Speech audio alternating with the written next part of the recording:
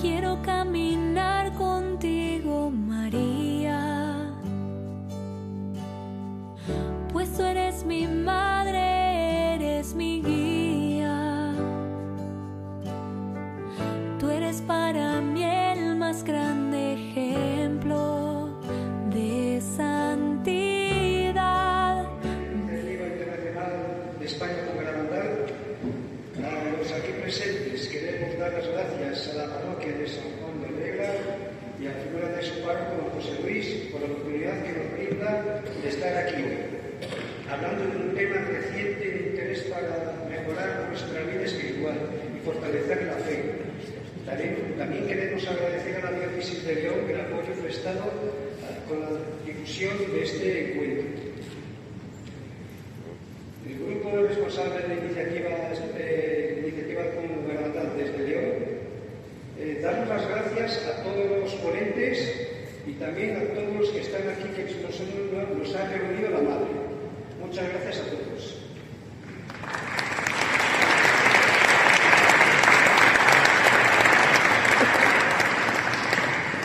Muy buenas tardes a todos.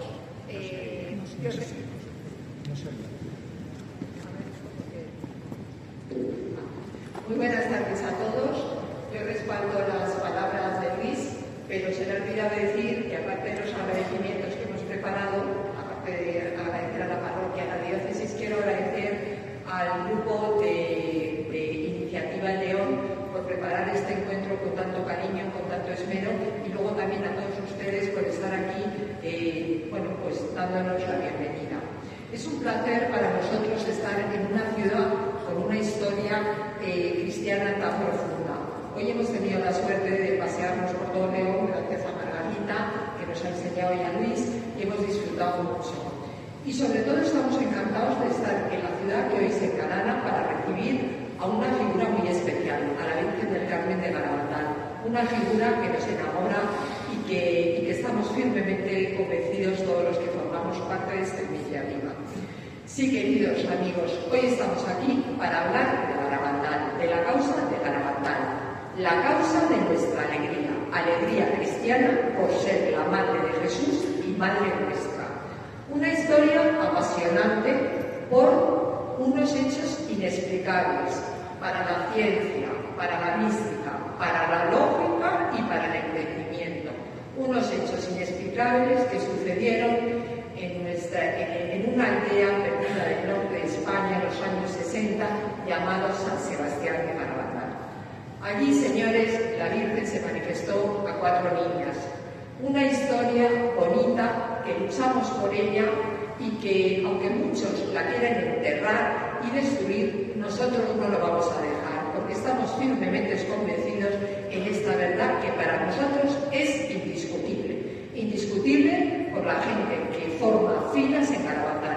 En los años 60 tuvimos miles de peregrinos, médicos prestigiosos, santos, sacerdotes y figuras del apostolado. Figuras que no vamos a desautorizar y, por supuesto, hoy estamos aquí para hablar de Garabandal. Y lo vamos a hacer a modo de sesión clínica, porque yo soy médico y yo creo que no hay nada como razonar las cosas. Entonces, vamos a empezar por hablar de estas apariciones que, antes de dar paso al Padre Ángel, voy a dar unas pinceladas. Unas apariciones que son significativas porque hubo más de 2000 manifestaciones de la Santísima Virgen a estas 4 niñas, a las 4 niñas que eligió como instrumentos para hablar al mundo, para darles el secreto de la salvación, oración, sacramentos y mandamientos. Eso es lo que vino la Virgen de Garabandal a decir. Unas apariciones significativas por tener un milagro eucarístico. Que sí, que tenemos un milagro eucarístico, tenemos la comunión visible de Conchita el 18 de julio de 1962. Unas apariciones que revolucionaron el mundo, sobre todo el mundo de la medicina, con esos éxtasis, esas niñas cómo se transformaban, cómo caían al suelo, cómo se quedaban totalmente paralizadas, cómo las ponían focos potentes en los ojos y no parpadeaban, cómo las pinchaban y no se quejaban, cómo caían al suelo bruscamente y no se lesionaban en las rodillas, cómo se desplazaban para adelante y para detrás por suelo peligroso transitaban de noche sin luz y no tropezaban, cómo eran capaces de reconocer objetos, personas sagradas, cómo eran capaces de devolver objetos besados por la Santísima Virgen sin equivocarse, de devolver anillos, alianzas, rosarios.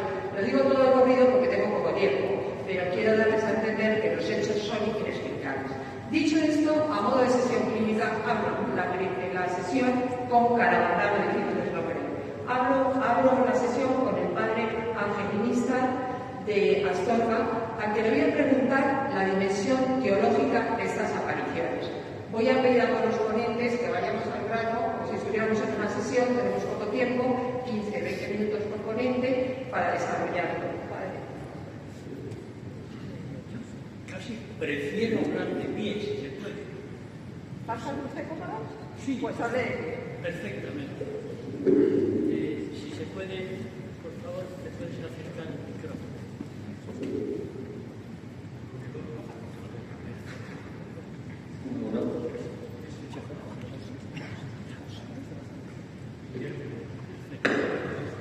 Yo creo que así los lobos nos vamos a entender perfectamente. Yo me esforzaré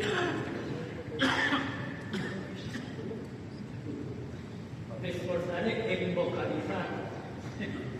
Yo llevo muchos años de los que tengo preocupado por la comunicación adecuada de las cosas de Dios, que es a mí lo que me interesa.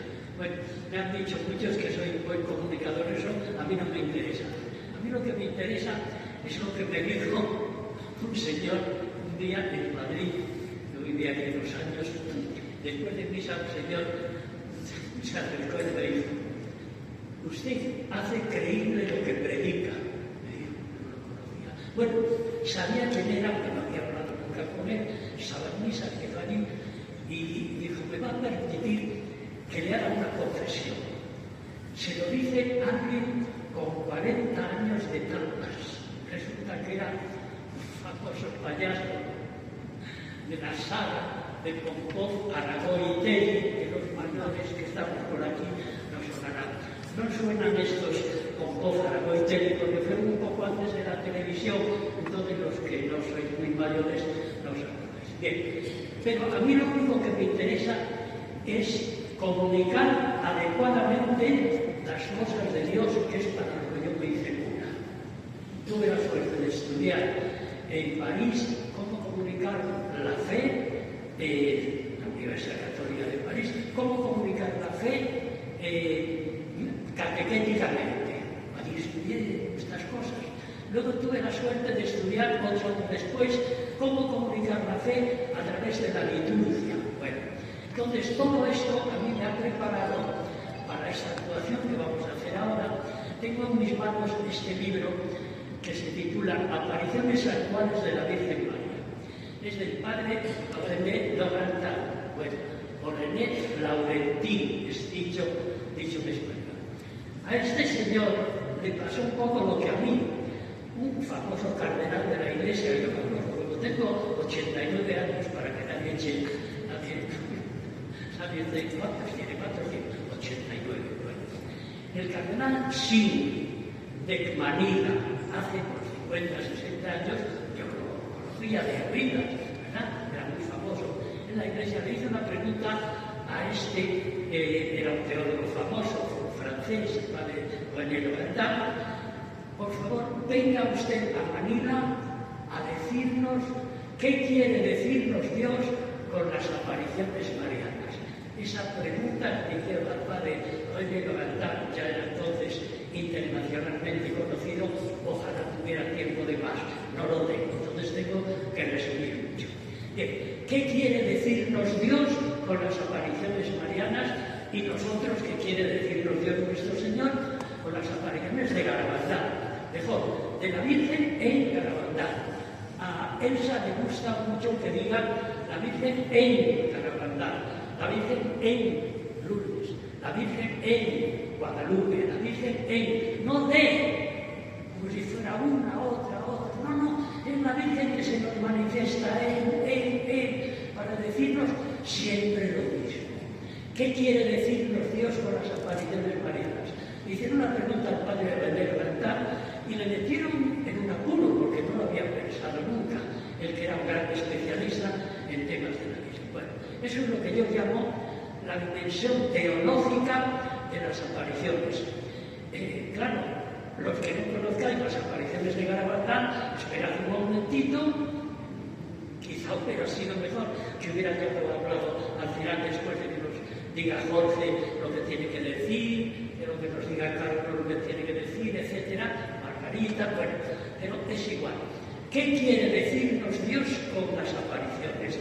Eso es lo que yo llamo técnicamente, oye, hay que decir alguna cosa así importante para darse un poco de importancia.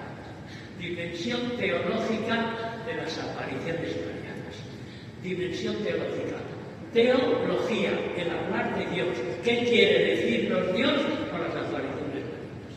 Yo tenía aquí varios papeles, no tengáis problema, no los voy a leer todos. Aquí. Pero además, esto es una cosa interesante. Soy de los últimos de Filipinas. ¿Qué es eso? Sí. Los que conocisteis la película Últimos de Filipinas, pero los últimos españoles que hubo en Filipinas, los pobrecitos, allá estuvieron tal. Un señor que venga a hablar en público con papel y bolígrafo, ya quedan pocos. Yo y pocos más. Pero lo que importa no es traer un portátil, ¿verdad? O una tablet, no. Esos son medios, esto y esto son unos medios. Y una tablet y un ordenador de bolsillo o de mano o portátil, pues es otro medio. Lo que importa es el mensaje. ¿Qué más me da a mí que me digan las cosas con un bolígrafo y un papel que con una máquina? Lo que nos importa es que digamos lo que Dios nuestro Señor quiere hacer en favor de la humanidad. Y para eso, para hablar en favor de la humanidad, envió Dios hecho hombre, Cristo Jesús el Señor, ¿verdad? Él siempre habrá un crucifijo que nos recuerde, una imagen de Cristo Jesús crucificado, que nos recuerde lo que Dios ha hecho por nosotros. Bueno, entonces, lo que Dios ha hecho por nosotros, eso es lo más importante, y eso es lo que importa es comunicarlo bien. Si es con una máquina, con un papel y un bolígrafo, ¿a mí qué más me da? ¿Qué queremos decir con lo que Dios nos quiere decir con las apariciones marianas? Mira, yo tenía varias dimensiones. La primera dimensión, pues podía ser la dimensión profética y evangelizadora. Bueno, ¿qué quiere decir eso? Pues quiere decir que Garabandal es puro evangelio, o más antes, pura profecía y puro evangelio. Quiero decir, cuando hablamos de los profetas, cuando alguien de parte de Dios nos dice, no vais por buen camino, alguien está siendo profeta. En nombre de Dios nos dicen, no vas por buen camino. Bien, eso es la profecía. Pero la profecía tiene una segunda parte. Ánimo, conviértete, Dios te espera para hacerte eternamente feliz. Esa es la segunda parte de la profecía. Y ahí empalma con la dimensión evangelizadora.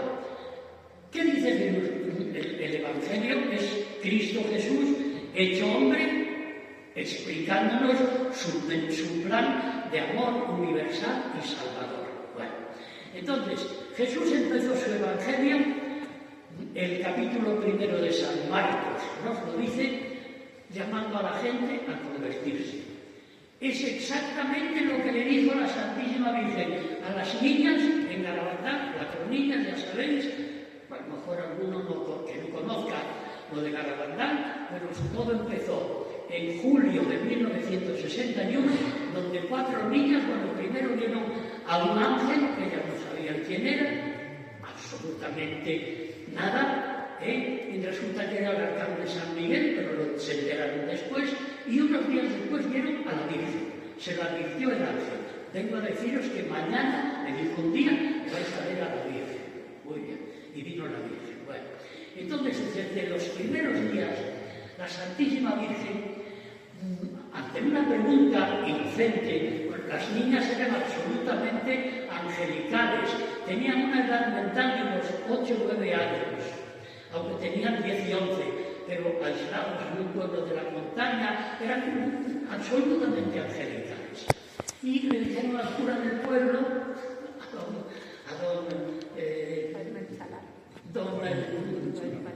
don Valentín, no me venía.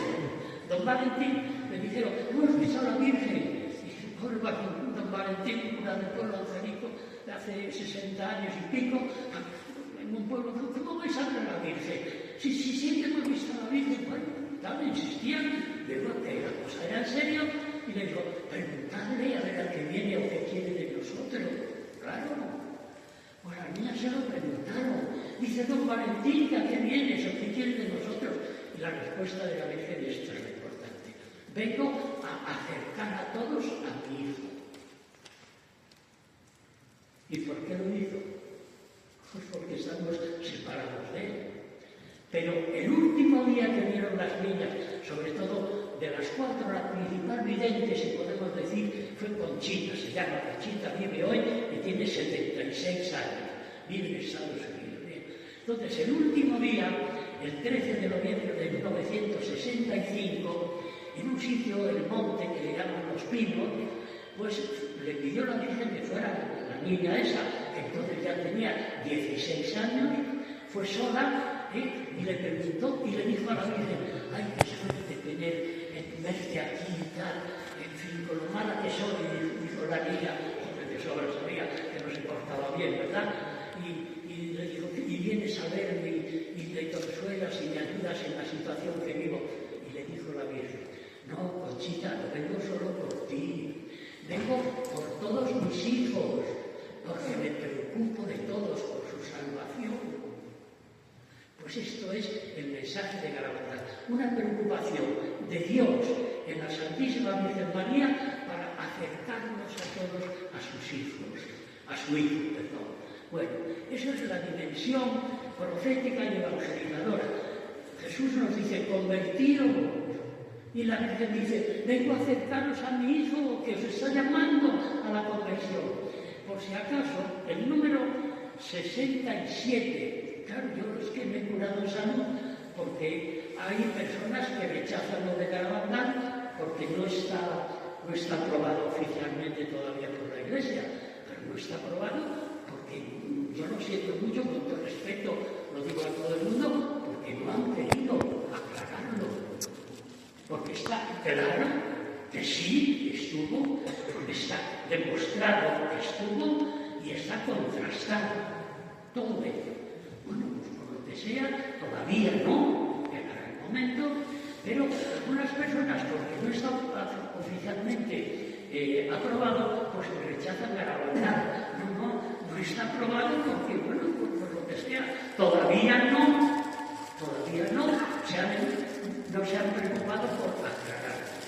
Pero bueno, es evidente que la Virgen Santísima estuvo en Garabandal de parte de su hijo, ella siempre, la Santísima Virgen en Garabandal, en Medjugorje, en Lourdes, en Fátima, pues siempre dice, mi hijo me envía, el Altísimo me envía, no nada por su cuenta, si ella es una criatura a quien Dios nuestro Señor ha engrandecido de manera sublime, pero ella sabe muy bien que no es Dios, y viene de parte de Dios, se la manda Dios. Pues viene a recordarnos eso, que no estamos viviendo de acuerdo con el Evangelio. Y leo lo que dice es que esto es muy importante, número 67 del Catecismo de la Iglesia Católica, que es el catecismo, ya saben, los mayores que están por aquí, el catecismo para nosotros, antiguamente era un librín para niños, para enseñarles a adoctrinar las primeras cosas y prepararlos para la primera comunión. Bueno, pues era un catecismo, de acuerdo, muy digno para su tiempo y para lo que era. Pero el catecismo de la Iglesia Católica es de gordo, donde está explicado todo lo que supone vivir todo lo que nos supone conocer para vivir como cristianos. Y trae párrafos enumerados todos, y claro, al enumerar los párrafos puedes encontrar en cualquier momento lo que busques. El número 67 dice, eso lo he escrito. Las revelaciones privadas, por ejemplo las de la Virgen Santísima en Garabandal, las revelaciones privadas no pertenecen al depósito de la fe, no son, digamos, parte del credo. La gente puede creerlo o no, vale, muy bien. El que no lo crea, él se lo pierde, pero no está obligado a creerlo.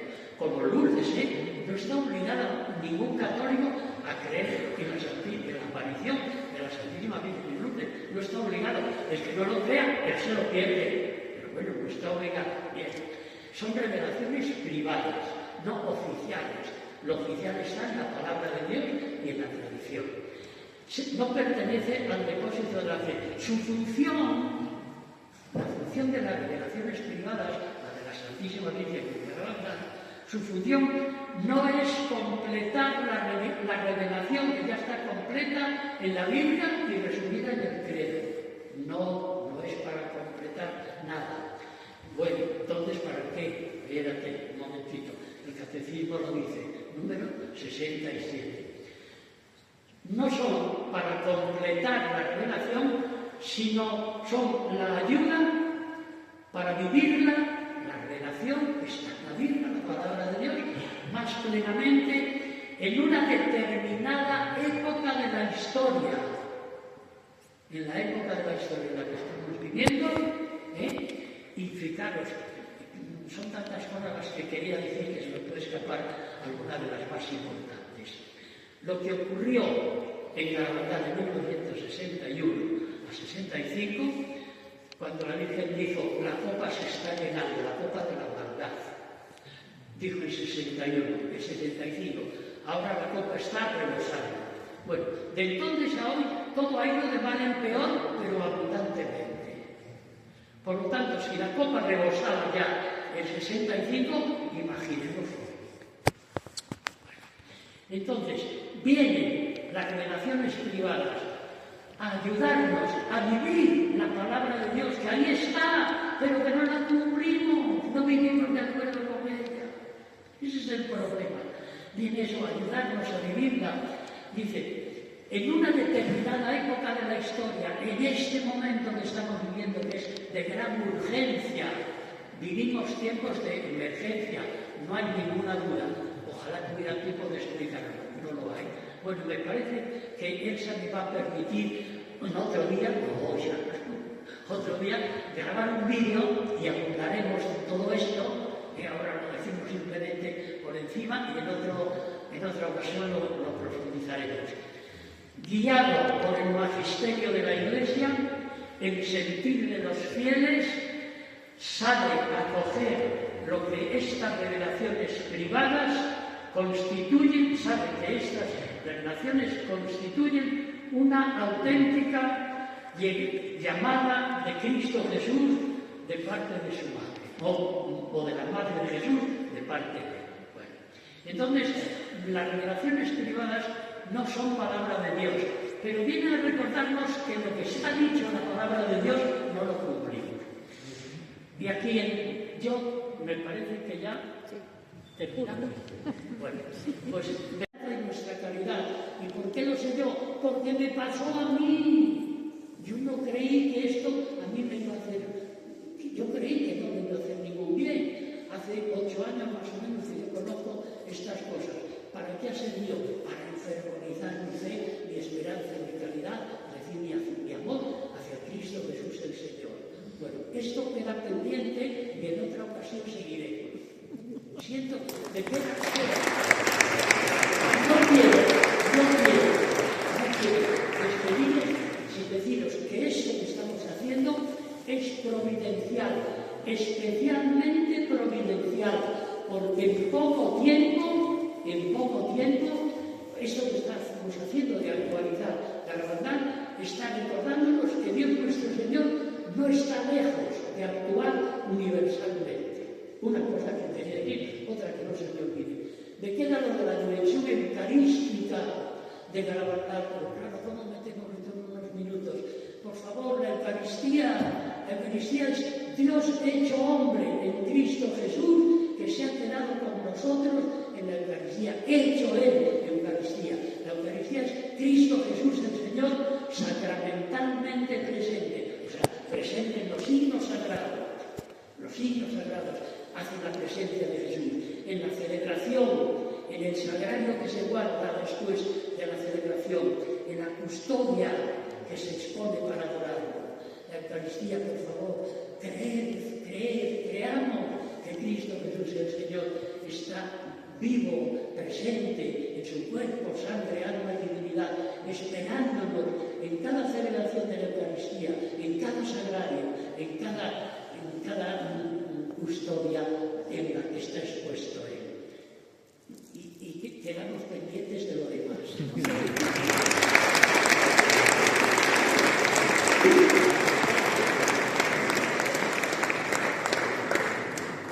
Está claro.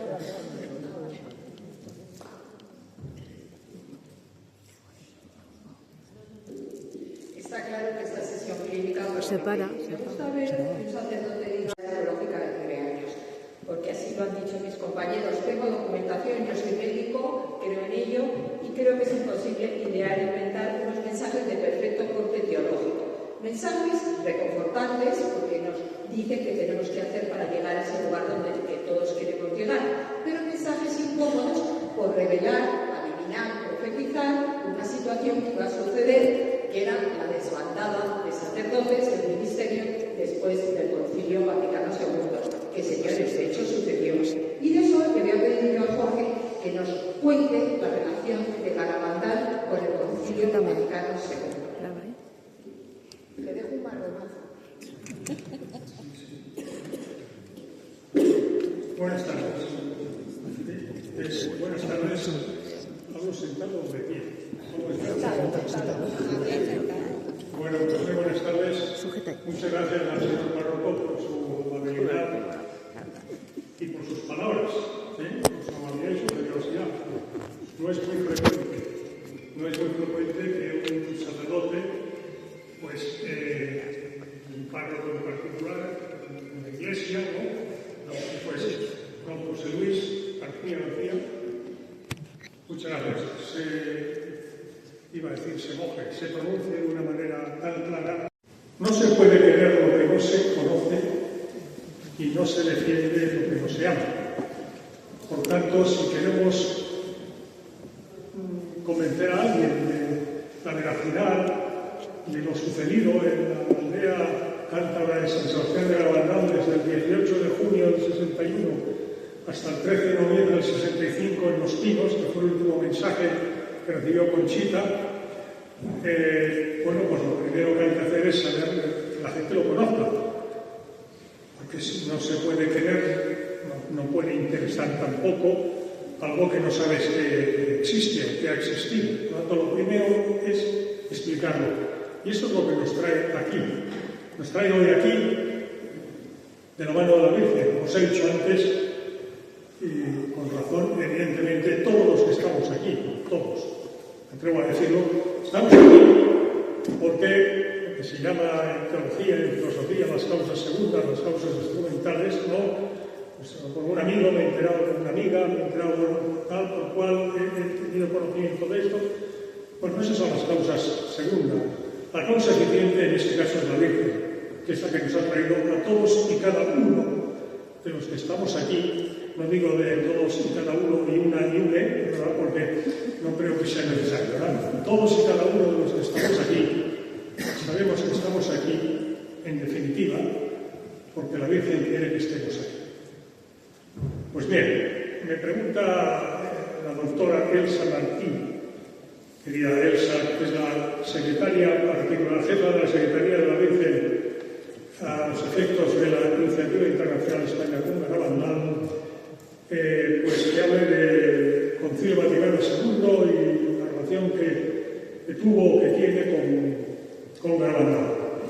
Bueno, a mí hay una frase que no es mía, porque fuera mía no la diría, ¿no? Es una frase que es de San Juan Pablo II, que a mí me ha tocado mucho, lo reconozco.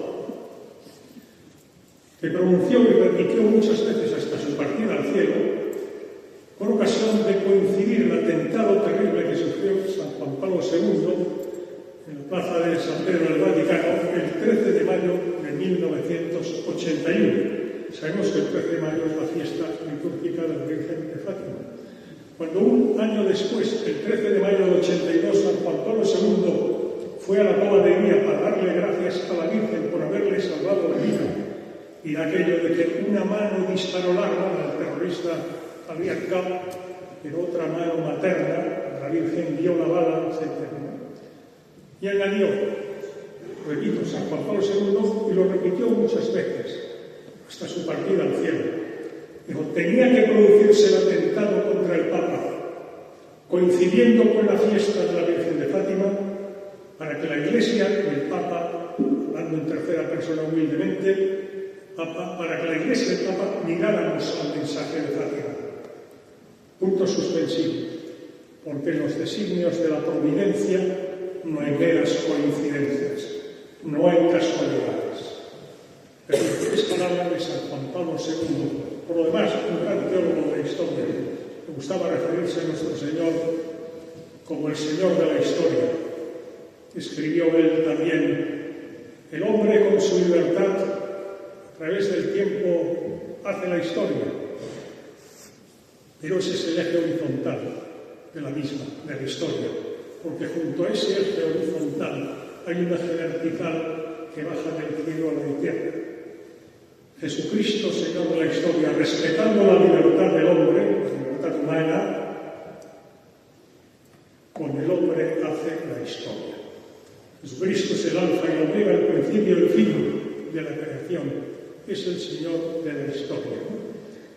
Bueno, pues lo he querido decir porque, hablando, siguiendo a San Juan Pablo II, de los designios de la providencia, no hay meras coincidencias, no hay casualidades.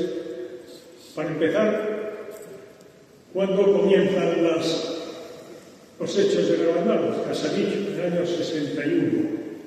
La Virgen le había dicho a la hermana Lucia de Fátima, es que la vinculación de Fátima y la hermandad es muy intensa. Es muy intensa. Intentaré, con dos o tres supuestos casos, acreditarlo. Pero sobre todo es que el que fuera obispo de Leiría Fátima, Monseñor Joao Pereira, en Antioquía, lo dijo eso. Dijo que la hermandad era la continuación de Fátima, con unas palabras adecuadas a los años transcurridos desde 1917, los sucesos de Fátima, ¿no? Las mariofanías de Fátima, con los años 60, en que fueron las mariofanías de la hermandad, ¿no? Pero lo dijo él, lo dijo Joao Venancio Pereira, y además citó lo que había dicho la Virgen de Fátima con ocasión de su última manifestación en Fátima en 1917, a los tres pastorillos, Jacintita y Francisco, hermanos entre sí, ¿no? Y muy canonizados por la Iglesia, y su prima, Lucia, que tenía entonces 10 años, ¿no?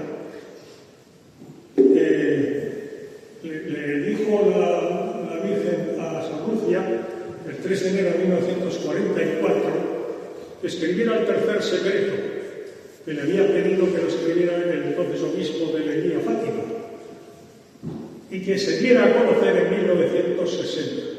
Se lo pidió la Virgen, 1960. Como en el año 44, años 60, dice, hombre, no son ni las bodas de oro ni las bodas de plata, no, son 16 años.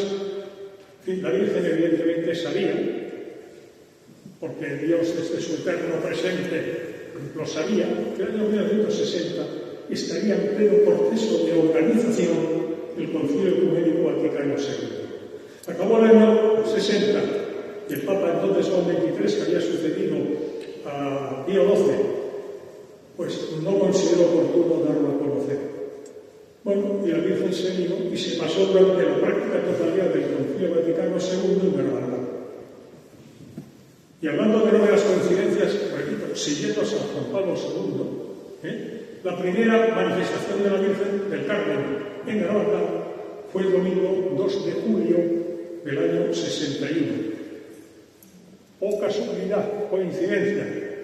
En el calendario litúrgico del momento el domingo 2 de julio era la fiesta de la visitación de la Virgen.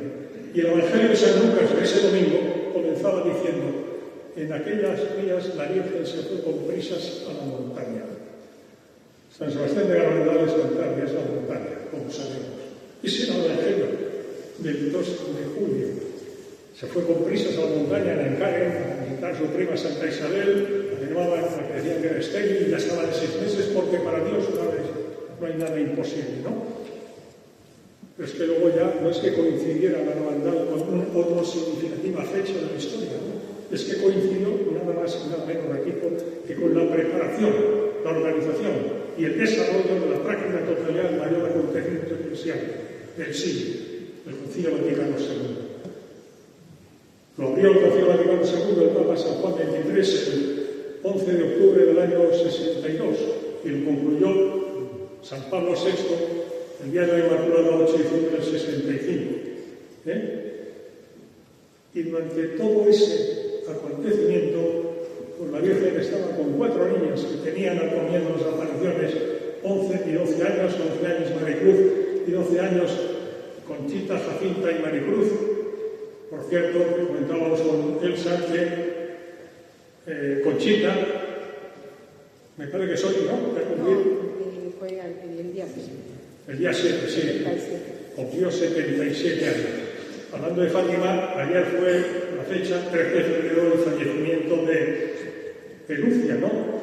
Si tengo un minuto, aludiré a coincidencias históricas vinculadas con el año 2005, el 13 de febrero de 2005 fallece la gran columna de Fátima, como es la hermana Lucia, ¿no?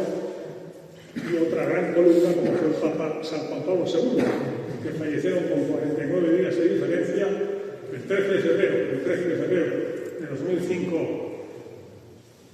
la hermana en el Carmelo de Coimbra, la hermana Lucia, y el 2 de abril de 2005, primer sábado del mes, fiesta fatimita, el Papa San Juan Pablo II. Pero bueno, al Concilio Vaticano II. Vamos a ver, ahí están los 2 mensajes. 18 de octubre del 61, primer mensaje. Segundo mensaje y último, 18 de junio del 65. Aprovecho para decir que, hablando de coincidencias,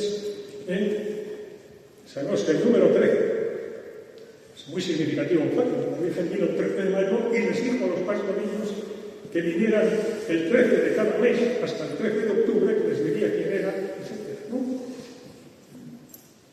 Y Lucia escribió, después escribió, ¿por qué la Virgen quiso el número 13? Y escrito por ella, dijo porque el número 13 representa la Santísima Trinidad.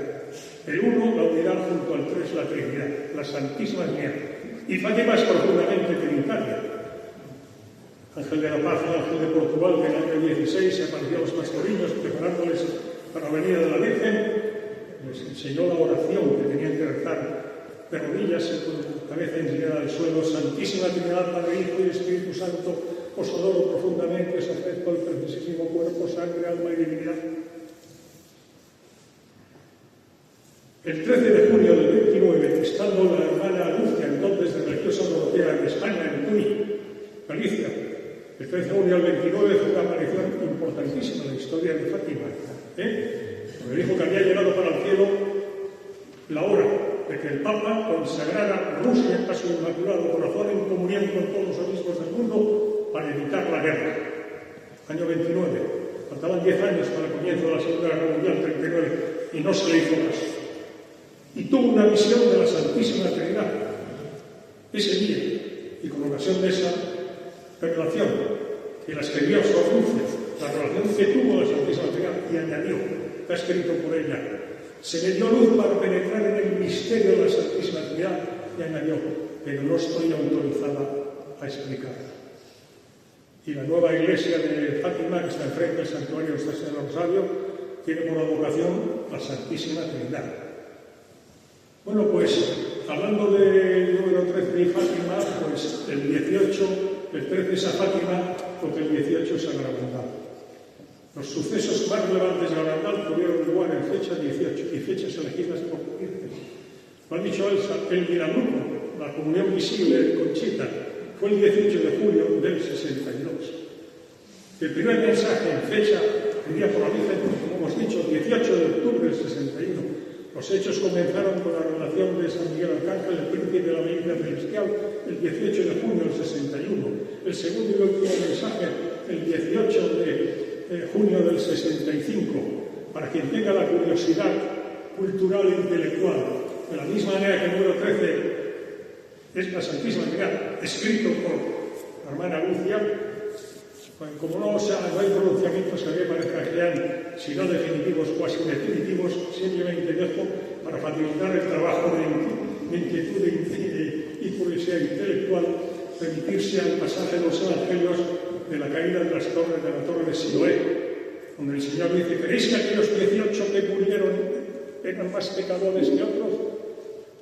No, el Señor dice 18, pues en fin, cualquiera de nosotros diría, aquel grupo que falleció, el Señor dice 18, como cuando dice las redes que después de su resurrección, no, con 153 veces que se rompían.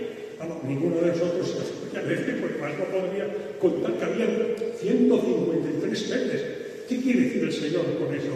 El Señor, permítase la expresión de la Junta Brasil, cuando está diciendo el 18 es por algo, es porque ese número 18 en la exégesis bíblica representa algo. Y porque, como hemos dicho, Lucia explicó que el número 13 representa la Santísima Trinidad. Desde este punto de vista, sí, todos sabemos que el número 12, bueno, los 12 apóstoles, bueno, sí, las 12 tribus de Israel, etc., ¿no? El número 7, 153 veces. Bueno, pues casualmente en aquel momento todavía no vivía el Papa San Juan Pablo II, los misterios luminosos no estaban incorporados, eran los 3 misterios de gozo, de dolor y la resurrección, ¿no? De gloria. Y son 153 Ave Marías. Es una hipótesis. Volviendo a Garabandal, las coincidencias en Garabandal fundamentalmente con el Concilio Vaticano II. Si en el primer misterio, el primer mensaje de Adón, como ha recordado el Padre Ángel, se decía que la copa se estaba llenando, en la exégesis bíblica remite al libro de Apocalipsis, la copa se está llenando de los pecados de los hombres y tal, ¿no? Entonces, para que se fuera vaciando la copa, pues viene a pedir conversión mediante la oración, la penitencia, etcétera, etcétera, ¿no? Exacto. Claro, cuando 44 meses después la Virgen tiene que ir para decir que como no se ha dado a conocer y no se ha cumplido el primer mensaje, este será el último, y añade, antes, el 18 de octubre del 61, la copa se estaba llenando. Ahora está rebosando. A la Eucaristía cada vez se le da menos importancia. Lo primero que viene es decir, por lo menos a un servidor, no decir, ¿qué ha pasado entre el 62 y el 65 para que, en lugar de vaciarse la copa, es decir, que haya habido conversión y menos pecados, etcétera y tal, sea lo contrario? Pues había sucedido con el Concilio Vaticano II.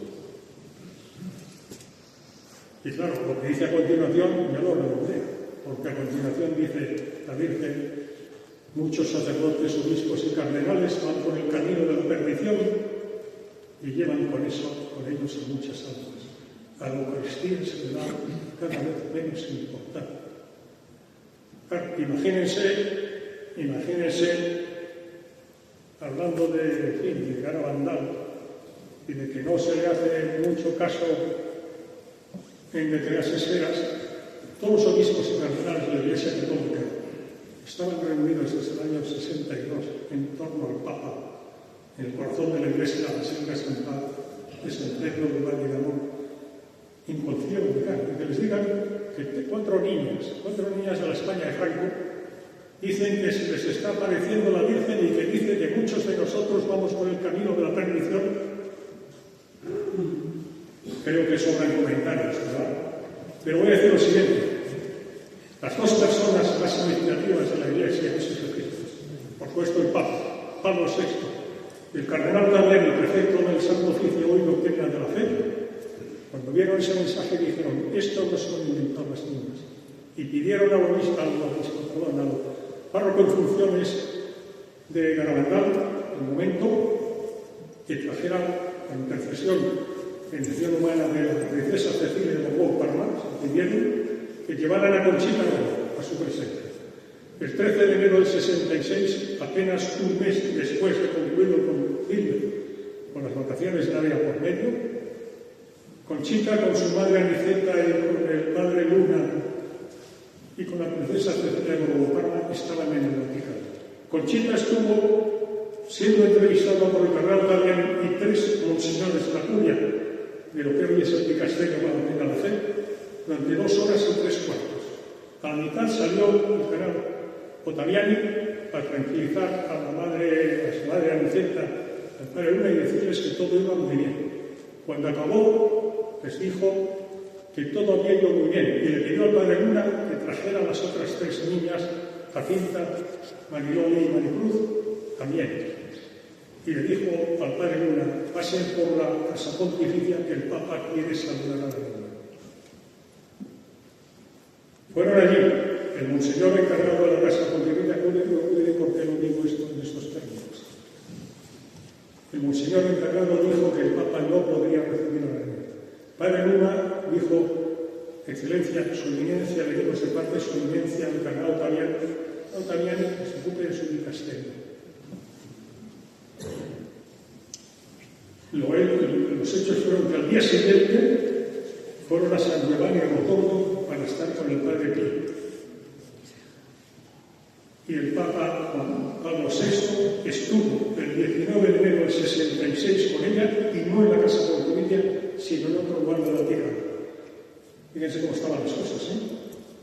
Por algo el Papa, poco después, el 19 de junio del 72, el Papa San Pablo VI, y no en un desayuno o en un avión, sino en la fiesta litúrgica de San Pedro y San Pablo, 29 de junio del año 72, y en la Basílica de San Pedro, dijo literalmente: todos esperábamos una primavera para la Iglesia después del concilio. Papa Pablo VI, San Pablo VI. En lugar de una primavera ha venido la división, el enfrentamiento, la confusión y la duda.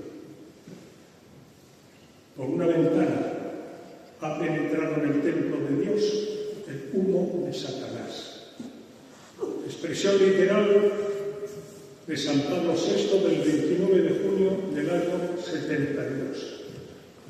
El humo de Satanás es la masonería eclesiástica de manera especial. Como no hay tiempo, simplemente diré que esa mano negra ha actuado durante demasiado tiempo, por desgracia, contra los hechos de la hermandad. No se ha realizado ninguna comisión de investigación digna de ser llamada así. Y permítanme que diga que un servidor ha llevado en mano al obispo de Santander anterior, el 11 de diciembre del año 18. Un informe muy serio y riguroso sobre lo que fue la inexistente segunda comisión de investigación. El obispo de Santander me dijo que fuera a Roma, porque él no haría nada si no se lo decía Roma. Vino el confinamiento, pero Roma vino a España, y vino un cardenal secretario de Estado, Pietro Parolin, secretario de Estado de entonces y de ahora, Pietro Parolin. Y vino el 25 de julio, fiesta Santiago Apóstol, a una ceremonia especial en la Catedral de Toledo. Fui invitado un servidor y después al almuerzo con él.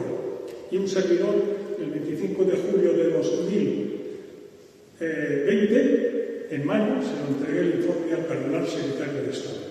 Y se lo entregué también al entonces presidente de la Conferencia Episcopal, cardenal Omeña, que era entonces y ahora arzobispo de Barcelona.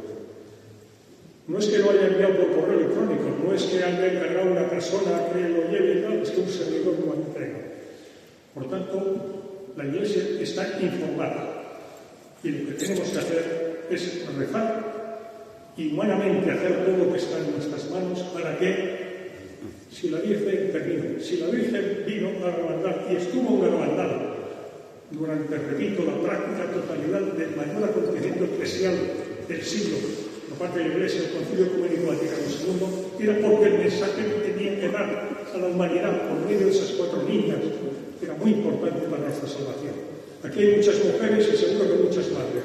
No voy a decir a una madre lo que está dispuesto a hacer por un hijo si ve que va por el camino a la perdición.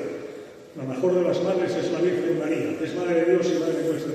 Y cuando ve que vamos por el camino a la perdición, viene precisamente a pedir a sus hijos, que no sigan por ese camino.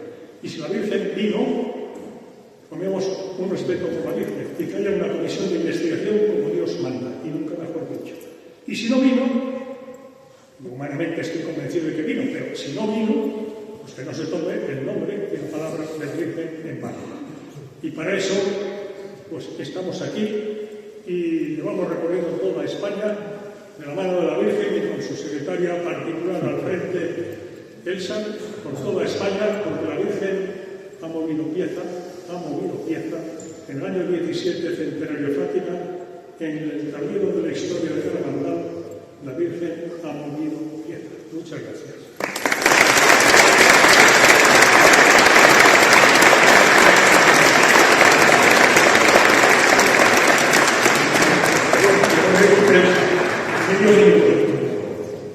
Garabandal, como ha dicho Pareaza, es profundamente eucarístico. Y fíjense, porque se me olvidó, fíjense, lo dijo en el primer mensaje, lo dijo en el segundo. Reacción del Papa. La Mysterium Fidei es la encíclica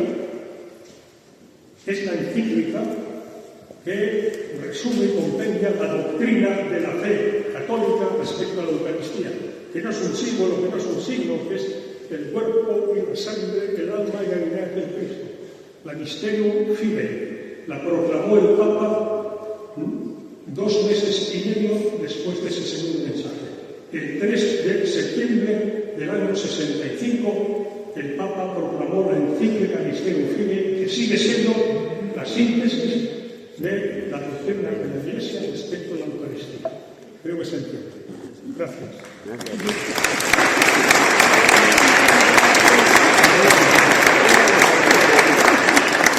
Me conste en la sesión clínica, teníamos unas niñas muy listas porque adivinaron todo lo que sucedió. Pero ahora voy a ser un poco mala y entonces le voy a pasar la palabra a Enrique Álvarez. Os cuento quién es Enrique Álvarez. Enrique Álvarez es escritor leonés que lleva 45 años viviendo en Santander y es autor de una novela que se llama Garabandal, una pieza de la Virgen, que os la recomiendo porque es muy bonita.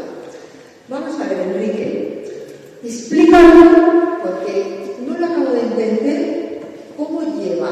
Te voy a hacer varias preguntas, a ver cómo te las ingenies para contestarme en 15 o 20 minutos. Van con banda. ¿Cómo lleva la sociedad santanderina el fenómeno de Garabandal? Porque está claro que estamos toda España y todo el extranjero pendiente de Garabandal.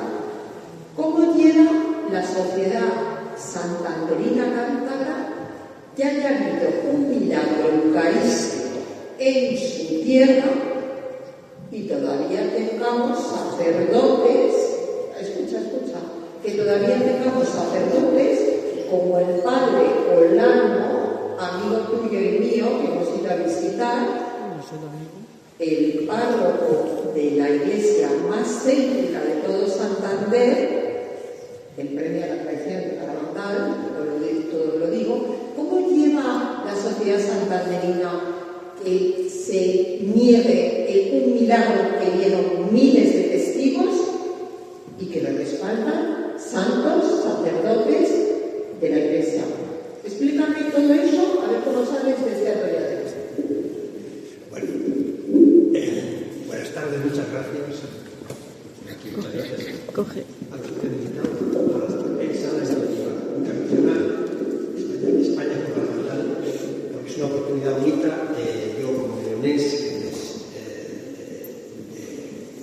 100% leonés, pero vivo muchos años en Cantabria, llevo 40 muchos años, y me apetecía mucho resaltar el lazo entre León y Cantabria, porque, entre otras cosas, por un lado, quien estaba ejerciendo de obispo en Santander cuando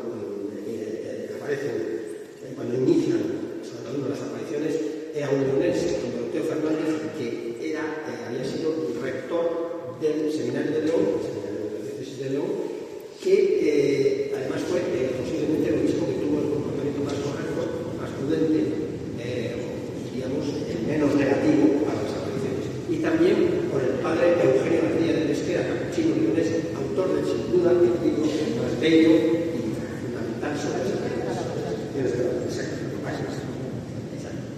Dicho esto, voy a responder a Elsa.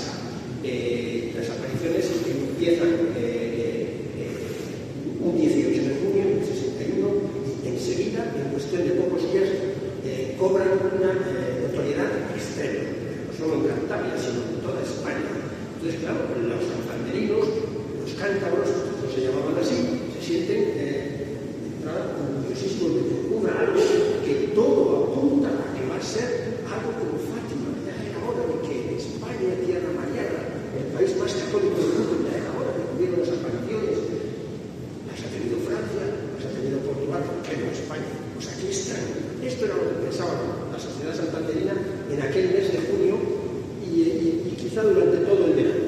Las primeras actuaciones del obispado, que fueron nefastas en cuanto que designó una comisión, una pseudo-comisión, que no fue más que allí el tonto, esas actuaciones no se conocían.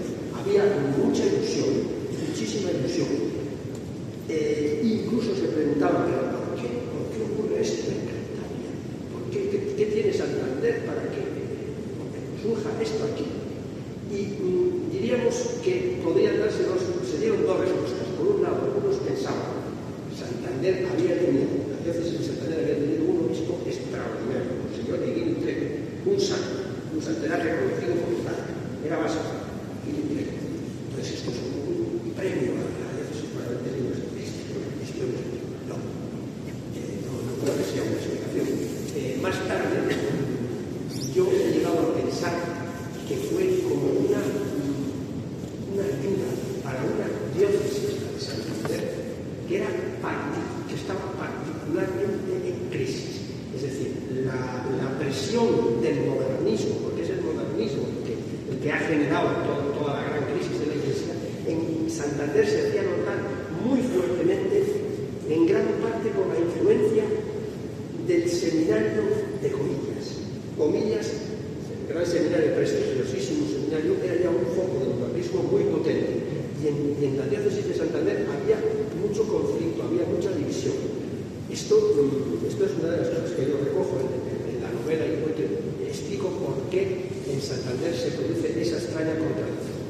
Cuando el 18 de octubre, a los pocos meses, se da a conocer el primer mensaje de Garabandal, que todo el mundo, que mucha gente esperaba que pudiera ser un segundo Fátima, una danza del sol en un día de nubes, un día de lluvia tremendo, y no ocurre ningún milagro, simplemente se da a conocer un mensaje bastante simplón en apariencia, pues se empieza el desfondamiento, empieza el alejamiento. Esa especie de euforia, de autoestima que tenían los católicos santanderinos se empieza a venir abajo. Y cuando empieza el bombardeo de los cristos sucesivos contra Garabandal, se va perdiendo la ilusión, o se va perdiendo esa esperanza de que Garabandal era un centro de mariofanía importante.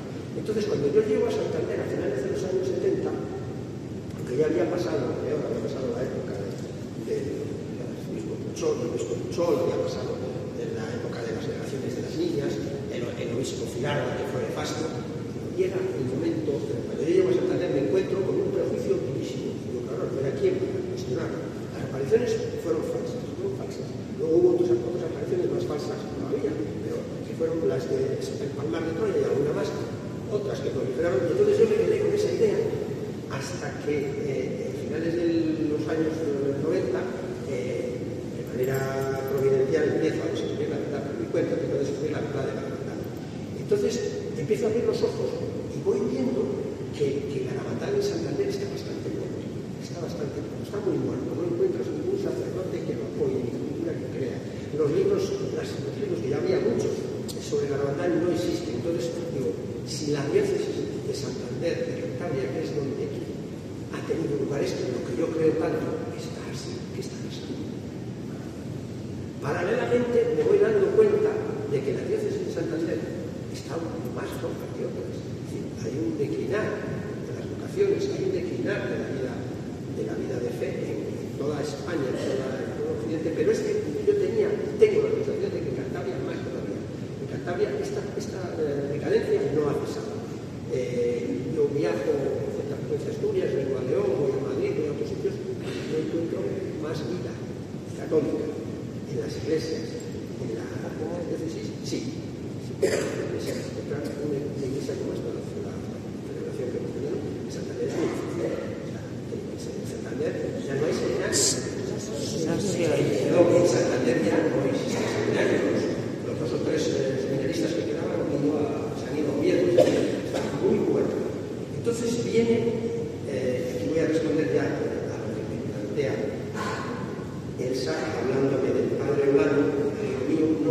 amigo mío, es el padre Blanco, es el párroco, efectivamente, de Santa Lucía, que es la parroquia central de Santander ciudad.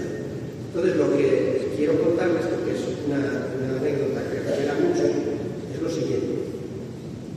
Cuando yo empiezo a descubrir la importancia y la verosimilitud de las afirmaciones de la hermandad, y leo, indago, investigo mucho antes de pensar en escribir un libro, porque yo no pensaba hacer literatura ni hacer nada, simplemente encontrar a la Virgen y encontrar el papel de la Virgen. Yo tenía muchas dudas, muchísimas dudas. Claro, por un lado leía, oía cosas irrefutables, pero por otro lado, ¿cómo es posible que esto haya ocurrido? ¿Cómo es posible? Y entonces recuerdo que en una ocasión estaba yo, yo fui a la misa, no era mi parroquia y yo lo conocía muy a menudo, pero de vez en cuando fui a mis hijos pequeños a una misa en la parroquia de Santa Lucía. Y estaba el párroco. Sí, estaba el párroco y era una sensación tan cansina, tan aburrida, tan mortecina la que me transmitía aquel sacerdote. Había otros por el estilo, pero es que era especialmente cansado, mortecino. Y entonces, justo a los pocos días, avanzando en la historia de la hermandad, descubro que ese párroco de Santa Lucía era el párroco de San Sebastián de la Hermandad cuando las generaciones de las niñas en el verano-otoño del 66, no recuerdo mal. Claro, antes has ido a cargar contra él, pero yo te diría, Isa, que este párroco, este sacerdote que era un cura joven, entonces, indudablemente actuó bajo mandato, bajo la orden del obispo Pucholo, del obispo que había llegado a Santander y que fue el que hizo más estrago en la causa de la hermandad. Luego, ocurrido es que después de esto, esta extraña conciencia que a mí me iluminó mucho, digo, claro, si este cura que hizo aquella cosa, presionar tanto a las niñas, forzarlas para que negaran, tantos años después, aquí en la hermandad, haciendo estas misas, que me dejan frío, que me nativiecen el alma, pasa otro montón de años y todavía vemos a este párroco declarando en un periódico, un importante periódico nacional, que todo esto fue mentira, que Conchita se inventó el milagro, robó todo esto. Entonces, bueno, digamos que esta coincidencia negativa me iluminó bastante, aunque no ustedes piensen que esto no es más que una anécdota. A mí me ha quedado. Sí. Bueno, entonces la situación en la diócesis de Santander, como digo, no ha variado nada. Esto es, ¿qué importa Santander? Importa todo porque es verdad que la causa de la hermandad, en el sentido de que los frutos que está dando van a más desde hace unos pocos años, hay un evidente rebrotar de conversiones, ya no hablo de milagros, hablo de conversiones, frutos sobrenaturales. Esto va a más, pero la actitud de los sucesivos obispos es la cual más derrapa. En las parroquias, en las iglesias, donde la vida descaece mucho, pues encuentras lo mismo. No se nota nada que sea la diócesis donde se pudo aparecer, donde se apareció la Virgen. Sí que es verdad que si hurgas un poco, ves que hay muchísima gente en Santander, muchísimos católicos, poquísimos buenos católicos conozco yo en Santander que no tengan el corazón puesto en la hermandad. Y esto es lo que yo quiero transmitir respecto a lo que me preguntas. Muchas gracias.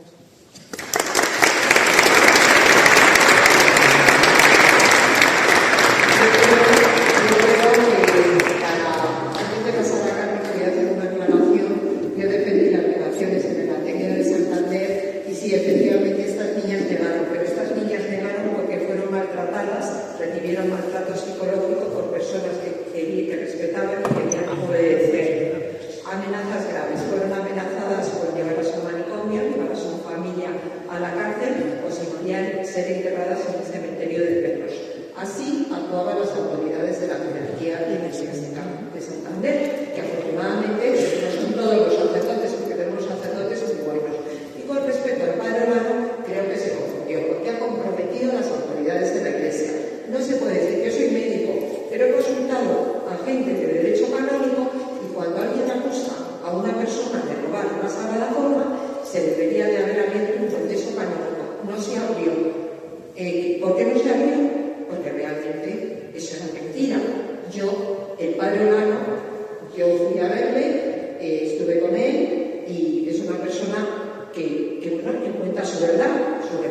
directamente a la Iglesia, porque no ha habido proceso canónico, porque si hubiera habido proceso canónico, Conchita hubiera estado excomulgada. Y Conchita, gracias a Dios, está en Estados Unidos, recibe su dirección espiritual y son unas niñas que son ejemplos de vida.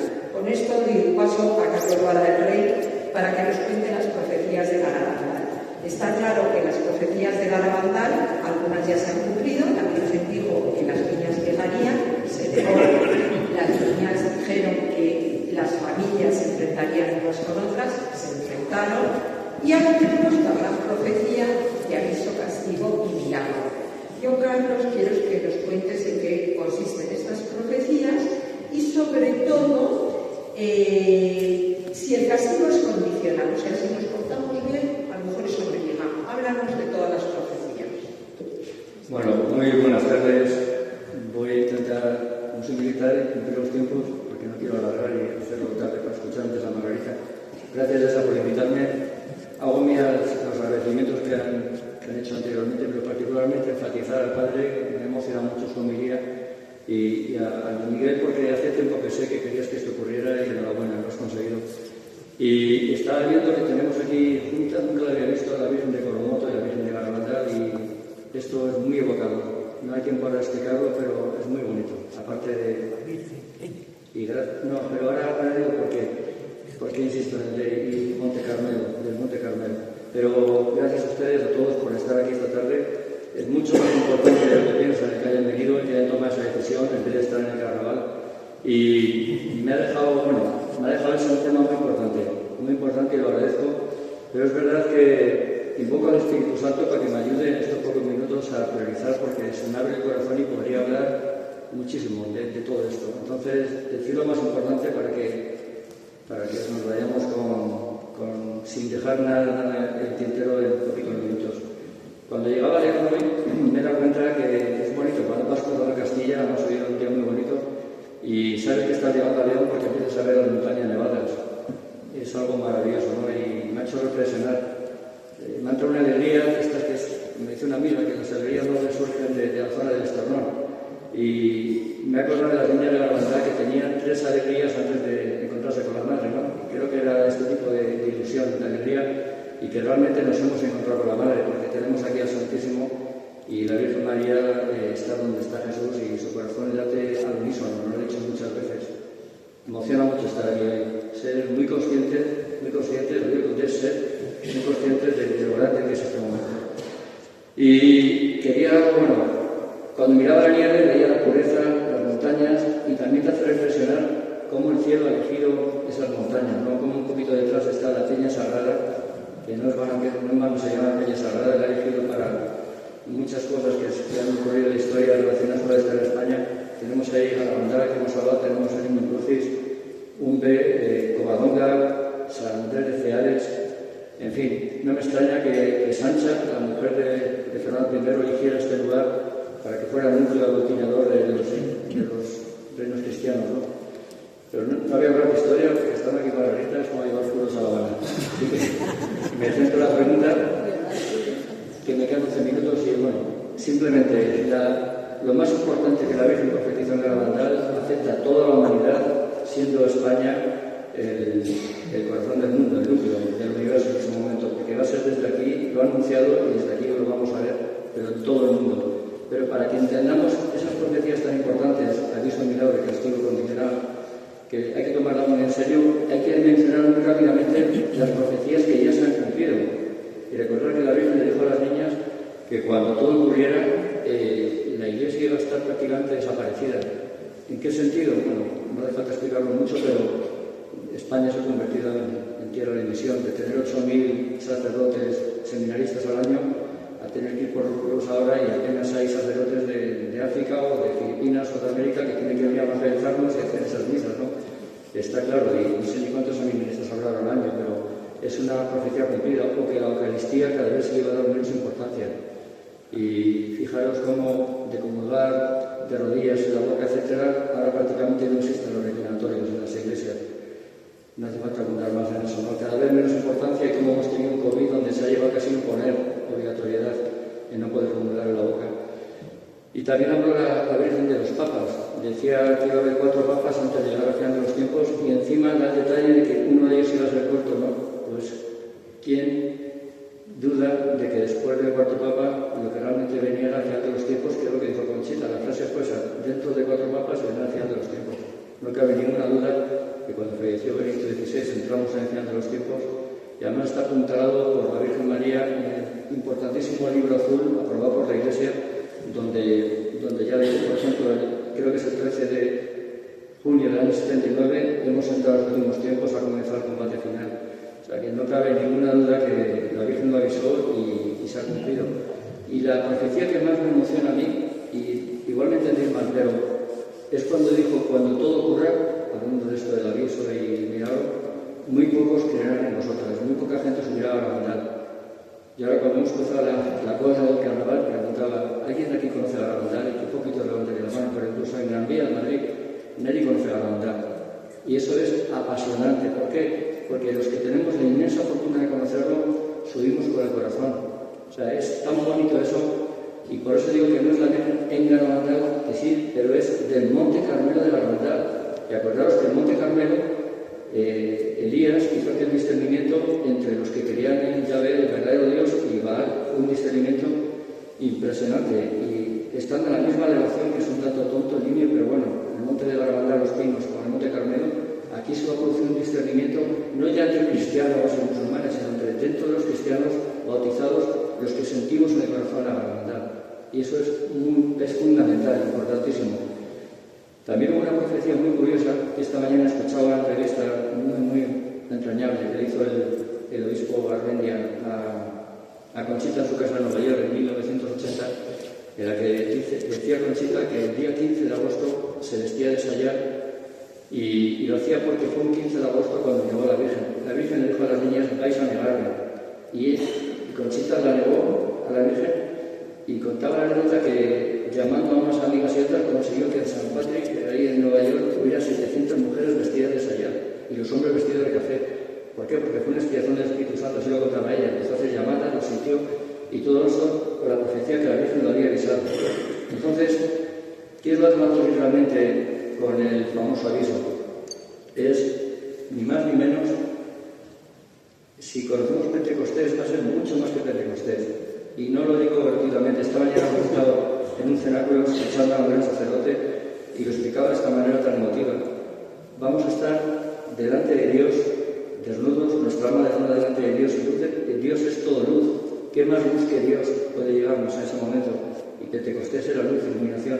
Entonces, lo que sí es verdad es que el corazón del hombre, y eso es libre albedrío, o es de cera o es de barro. Entonces el sol, la luz que nos va a dar, o nos ablanda el corazón o lo endurece más. Por eso nos decía esta mañana el sacerdote en un cenáculo que el día del aviso va a ser el gran discernimiento en el sentido de separar la cizaña del trigo. Va a ser el momento bíblico de separar lo bueno de lo malo. Va a haber gente que ya no tiene el corazón suficientemente blando como para entender el amor, y va a darse la vuelta y va a tener esa soberbia de renunciar, que luego vendrá la persecución, que no hay que tener miedo si estamos bajo el manto de María. Pero esta obra de misericordia tan inmensa que la Virgen anuncia en Garabandal para el mundo entero va a ser una iluminación de la conciencia mundial. Todo el mundo se va a ver delante de Dios, cualquier raza, cualquier país, eso ya lo saben. Y durante unos minutos que se va a parar el tiempo ahí, hay preguntas tontas que dice: ¿separar los aviones? Da igual, pero lo que importa es que de arriba abajo, porque hablaba de un fenómeno astronómico, un susto o lo que fuera que nos va a asustar, que nos va a llamar la atención, nos va a meter directamente en nuestro interior para ver a Dios, y no vas a ver nada más. Es curioso cómo las cosas del cielo son así, porque le preguntaba al obispo Garmendia, le preguntaba a Conchita cómo se desplazaban tan rápido. Nos contaba un amigo mío que está aquí, Raúl, nos contaba el hermano de Jacinta cómo veía a su hija, que se ponía, parecía un avión, los brazos en cruz, 1, 2, bueno, y sigo por aquí.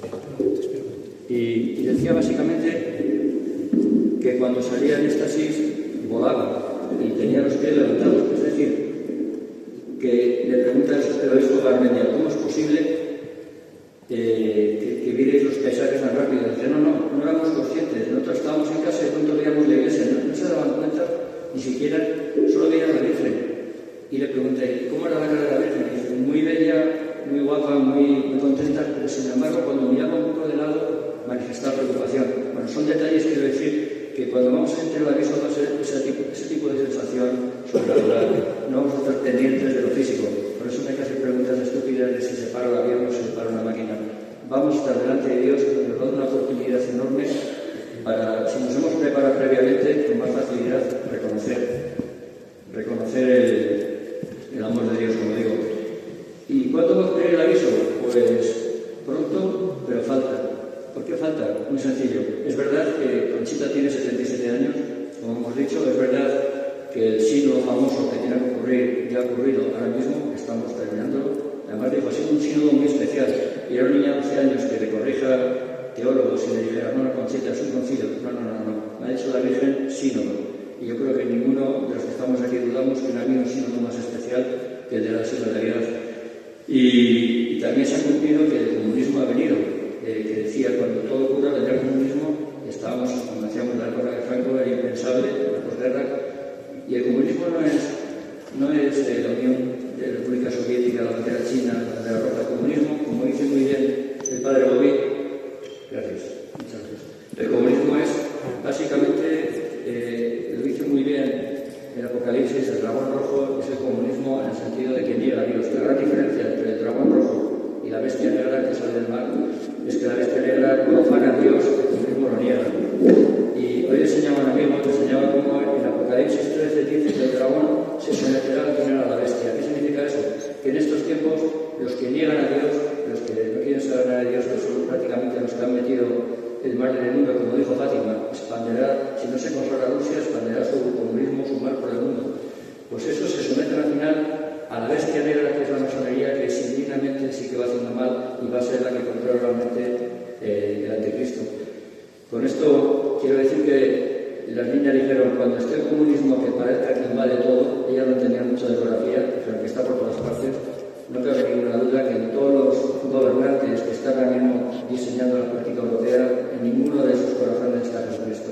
Entonces ya tenemos el comunismo instalado aquí en España hace ya casi 7 años, si no antes, porque bueno. Y entonces, ¿por qué digo que no va a pasar todavía? Porque había un dato que decían las niñas que habrá una persecución física y persecución interna. La persecución interna la tenemos ya desde la propia Iglesia, ¿no? Varios de los que estamos aquí hemos pasado por el Obispado de Santander y hemos comprobado cómo efectivamente se persigue a la verdad desde el propio Obispado.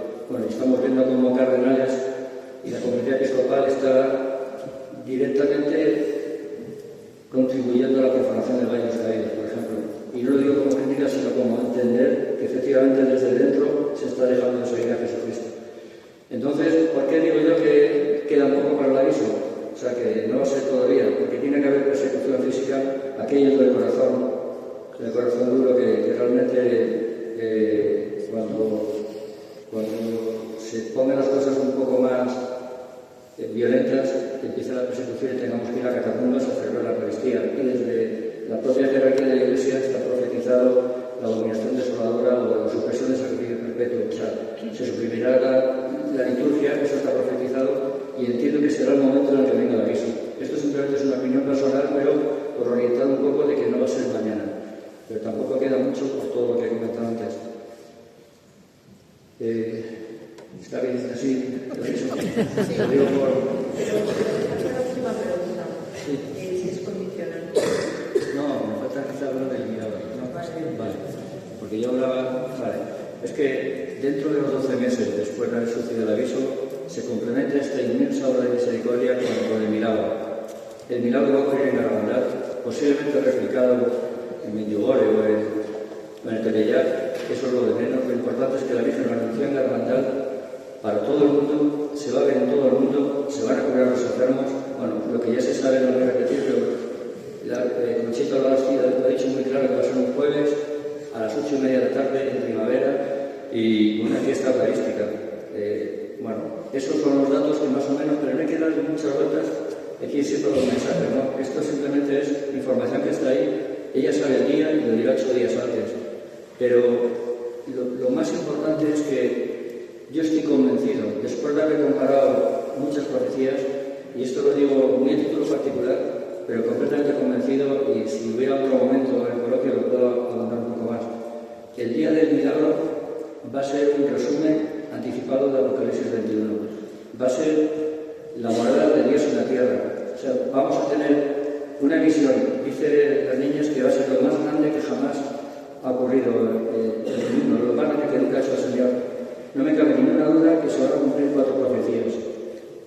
Vamos a ver el triunfo de los corazones de Jesús y María. Cuando decía que triunfará su corazón en Fátima, la Virgen se aparece en Garabandal con la corona de 12 estrellas de reina reinante. Eso es importantísimo.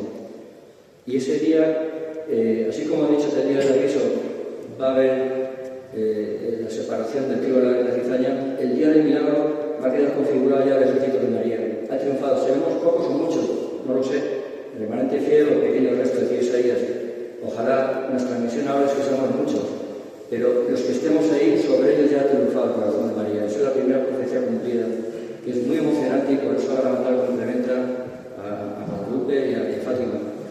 La segunda es que se van a restituir las tribus de Israel. Y no me entendáis en el sentido de que si vienen aquí las 12 banderas, 12 tribus, no, es algo mucho más profundo, que como digo, en otra conferencia podríamos hablarlo, pero solo quedaros que las dos más importantes deportaciones o traslados de hebreos, precisamente parte del remanente fiel, que eran fieles a Yahvé, se produjeron en el 720 a.C. y en el 589-88 a.C. La tribu de Efraín y la tribu de Judá. ¿Qué quiere decir eso? Que una vez mezclados aquí, nosotros todos tenemos un gen de Abraham, que eso es muy importante de cara a la promesa que hizo Abraham, con Dios con Abraham, la famosa Magnífica, por siempre, ¿no? Eso quiere decir que no me cabe duda que el día del milagro en Garabandal se va a producir en Ezequiel 37, cuando el matrimonio de las dos varas, cuando la vara de Efraín con la vara de Judá en una sola mano, y será un solo rebaño y un solo pastor para siempre. Es tan emocionante eso, y lo vamos a vivir. No sé si será porque efectivamente la tercera profecía es el nuevo David, que se va a presentar, muy profetizado precisamente por el leonés. Me ha gustado mucho saber que era de León, Eusebio García Pesquera, en su libro Garabandal la X, cuando habla cómo será el nuevo David. Bueno, pues es uno de David, que a mí no me cabe duda que es de estirpe lejana, pero ninguna de las que la gente habla es de la casa de David. Lo dice uno de los versículos. Cuando reconozcan su pueblo de Efraín, por cierto es un toro, la tribu de Efraín es un toro, y en España sabía lo que significa el toro, allí se van a juntar las 12 tribus de esa manera hermanadas. Y la cuarta profecía, la más importante para mí, es que, lo dicen las niñas, tal cual, va a quedar un pilar físico visible en Garabandal. ¿Qué significa eso? Que va a ser una referencia para todos los que van a peregrinar a Garabandal, así como tenemos un pilar en Zaragoza, recorremos el río Hebreo o Íbero para llegar a Garabandal, y ahí vamos a tener otra referencia importantísima para que se salga el mayor número de almas. Por lo cual, el día del milagro, no me extiendo más, pero haceros la idea de lo fundamental que va a ser retransmitido a todo el mundo. Lo dijo la Virgen en el año 63-64 cuando lo anunció, y nadie se imaginaba que íbamos a tener esta capacidad actual de que con móviles se pudieran. Hoy hemos visto Rosario de Garabandal, el que ha querido, metidos en YouTube, ¿no? Así que nada, tenemos por delante grandiosos momentos, pero conscientes de que Dios ha elegido, y la Virgen María ha elegido esta tierra para que seamos protagonistas, porque lo decía el Evangelio de esta mañana, el del sábado, no el del domingo, eso de que Dios ha elegido a los gentiles a un pueblo consagrado a su santo nombre. A mí no me cabe duda que es España, como decía Isaías, que ha llevado a los confines de la tierra. Y para terminar, justo decir por qué el castigo es condicionado, es obvio, ¿no? Porque depende mucho de si estos dos eventos de misericordia, los líderes, sobre todo mundiales, y la gente es capaz de convertirse o no. Lo más probable es que no, por aquello que decía el profesor del río, de la historia, de la oscuridad, etc. A mí no me cabe duda que va a haber dos tipos de castigo. Uno va a ser provocado por el hombre, con esta guerra o lo que sea, y el otro va a ser seguramente cuando Dios pare aquello con los días de oscuridad. Pero fijaros qué curioso. El día 20 de junio, creo que del 63, la víspera, cuando las niñas subieron solas a los pinos y la Virgen les enseñó el castigo, sabéis que todo el pueblo se confesó en fila, todo el pueblo al día siguiente, y habían estado hasta las 6 de la mañana oyendo los gritos. Una de las frases que decían, los niños no, los niños no. Es muy duro darse cuenta de lo que está saliendo ahora en la prensa de Einstein, por ejemplo, yo creo que los primeros magnates del mundo han estado haciendo con miles de niños sacrificados en un sitio o lugar. ¿Cómo tiene que doler eso al corazón de Dios y de Jesús? No. Lo digo porque el castigo que va a venir está provocado precisamente por lo que la Virgen les hizo ver a estos niños. Y a mí no me cabe duda que al final, pues para bien o para mal, será muy difícil que la humanidad se convierta entera, ¿no? Y para eso que nos ha dado el arca de Noé actual de hoy, que es la consagración a María. Si nos consagramos a María, estamos bajo su manto, nada que temer. Va a haber tribulación, por supuesto, pero nada que temer porque, como dice ella, lo dijo en Fátima, consagrados a mi corazón inmaculado. Y termino, ¿cómo podemos prepararnos para ese posible castigo? Por los dos mensajes, oración y sacrificio, meditación de la pasión. Este crucifijo me ha impresionado, imagino que a todos cuando veis los pies clavados, es muy original como está, pero sientes dolor. Bueno, ningún dolor se puede comparar a lo que realmente sufrió Jesús. Pero meditarlo porque es lo que nos pide la hermandad y acercarnos al Santísimo, fomentar la Eucaristía, los sacramentos. Decía Conchita, confesar con frecuencia, y dice una frase que me tocó el corazón, dice, cada vez que me confieso, Jesús derrama su sangre. Y termino. Garabandal X es un libro escrito por García Pesquera en el que nos dice que subir al Monte Carmelo, la subida al Monte Carmelo, como decía San Juan de la Cruz, con el corazón contrito, es lo que nos pide en este momento. Bien físicamente, que es una subida, y bien con preparar y acercar el alma a Dios. Que la bandera con la que vamos a triunfar y vamos a reconquistar el mundo va a ser esta: los dos sagrados corazones con el aspa de San Andrés. Y a mí me emociona particularmente el Salmo número 8, que dice que la hermandad va a ser la nueva cobertura. Muchísimas gracias.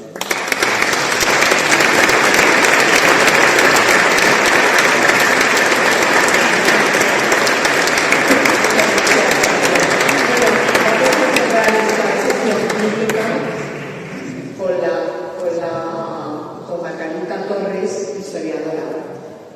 Yo la llamo la guerrera del Cáliz de Doña Urraca, porque la verdad es que es un placer llegar a León y tener como anfitriona a Margarita explicándonos el Cáliz de Doña Urraca. A mí me impresiona, me has hecho llorar, yo no lloro así tan fácilmente, pero realmente me he emocionado. Entonces ya, a partir de ahora, considero que es la guerrera del Cáliz de Doña Urraca. La voy a llamar así.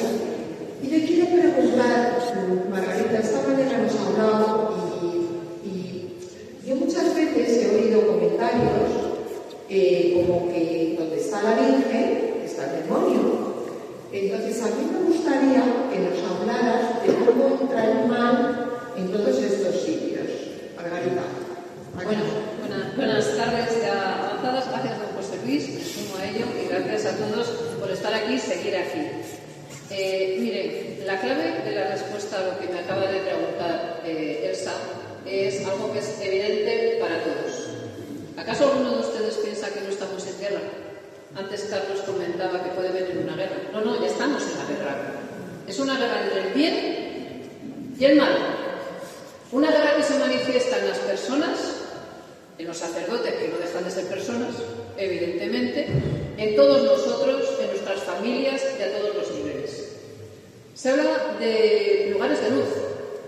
Yo os lo confieso, me eduqué siendo de Fátima, crecí adorando a mi Virgen de Guadalupe, no soy mexicana, pero adoro a la Virgen de Guadalupe, y me encanta Garabandal porque en mi época adulta me ha llevado allí. La Virgen es una, pero evidentemente se manifiesta en muchos sitios. Cuando se manifiesta como madre, y lo hace con la potencia de una madre a veces pues acaricia, y una madre a veces nos arremangamos y le decimos mira, y el niño se cuadra. La Virgen María es tan buena que de momento simplemente nos trata con dulzura. Pero donde está María y la estirpe de la mujer, es decir, todos los que estamos aquí, enfrente, desde que el mundo existe, desde el Génesis, hay otro que cuando le dijeron que doblara la rodilla, dijo que no. Y hay una que dijo, hágase tu voluntad. Por lo tanto, el mundo ha estado en guerra siempre, ha estado dividido siempre. Y el bien y el mal hace que el mal busque mil maneras de atacar a cada una de estas advocaciones marianas que tenemos. ¿De qué manera? No se piensen que va a aparecer Satanás con el rabo en los cuernos, diciendo: hola, buenos días, aquí impresiono, soy el demonio Satanás, encantado de conocerle, aquí viene mi primo Lucifer. Eso no va a ocurrir nunca. Va a ocurrir de otra manera. Va a ocurrir comiéndole la cabeza a la gente, haciéndola dudar. Va a ocurrir yendo a Conchita y a base de machacarla psicológicamente y de forma sistemática, que Conchita niegue lo que ha sido verdad.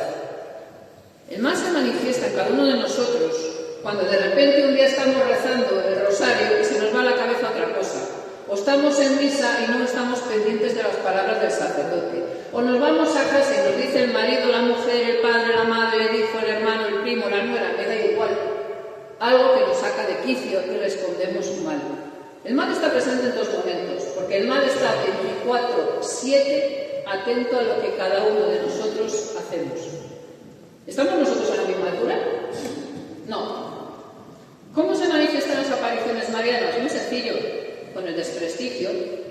¿Se han dado cuenta que el comunismo que nosotros creíamos? Yo estudié ruso y viví durante un mes en la Unión Soviética cuando era Unión Soviética. O sea, yo sí he vivido bajo el comunismo soviético, un mes. Por cierto, los rusos fueron maravillosos conmigo y es un pueblo que me llevaron hasta una misa ortodoxa, pero misa.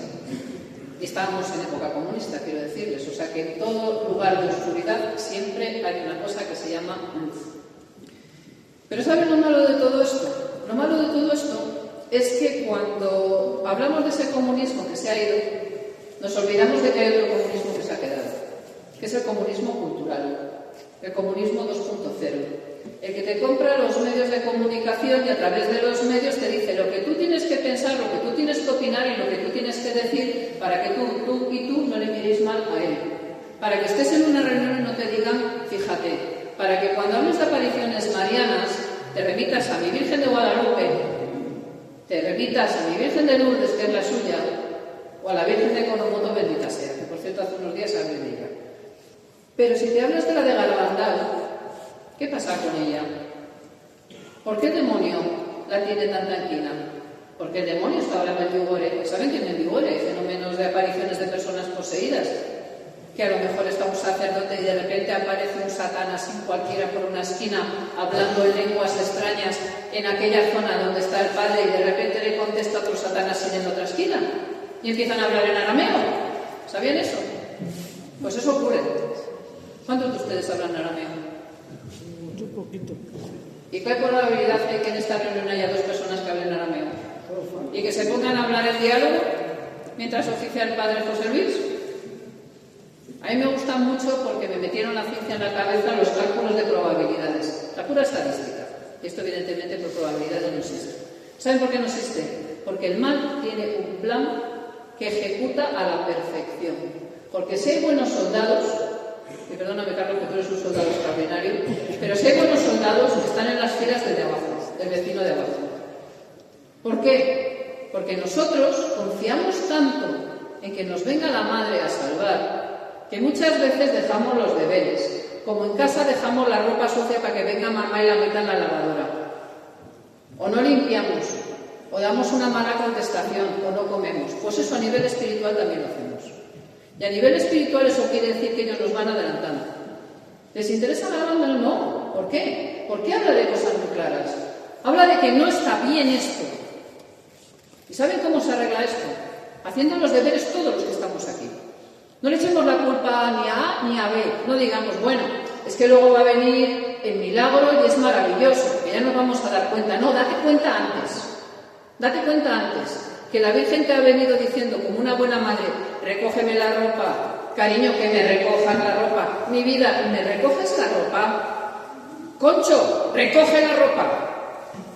¿Qué quieren que aparezca? ¿La lavadora en medio del salón? ¿Y le pedimos eso a la Virgen María, de verdad? Bueno, pues tan buena es y tan madre que lo va a hacer.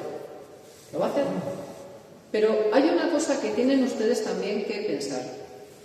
En esta guerra, ellos llevan mucho ganado, pero nosotros hemos ganado la batalla. Si esto es una guerra, ellos nos han ganado escaramuzas. Pero la guerra la hemos ganado nosotros. Porque en la guerra estamos con ese corazón y estamos con aquel otro corazón. Y quienes nos gobiernan son ese que tienen ustedes enfrente y esa que tienen ustedes enfrente, que son nuestro Señor y su Santísima Madre. Y esos son los dos mejores generales que hay en el mundo. Por lo tanto, la guerra la hemos ganado. ¿Eso significa que cada una de las batallas, escaramuzas, momentos de choque que tengamos vayan a ser fáciles? No, pero derrótenlo ustedes. Cuando tengan ganas, como decía el padre, que me gustó mucho, es verdad, la homilía, aquello de, pues si tienes ganas de 2 cafés, guárdate uno. Pero apliquen eso a todos los niveles. ¿Tienen ganas de contestar mal a alguien que es un cabrito? No le contesten. Ofrézcanlo.